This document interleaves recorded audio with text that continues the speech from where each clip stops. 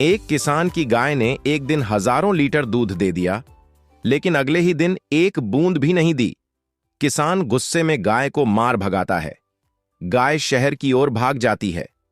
रास्ते में उसे केले से भरा ट्रक दिखता है। गाय ट्रक पर चढ़कर केले खाने लगती है। केले खाते ही गाय फिर से हजारों लीटर दूध देने लगती है और शहर में दूध की बाढ़ आ जाती है। लेकिन इतनी मेहनत के बाद भी गाय रो पड़ती है, क्योंकि फिर भी किसी ने लाइक और सब्सक्राइब नहीं किया।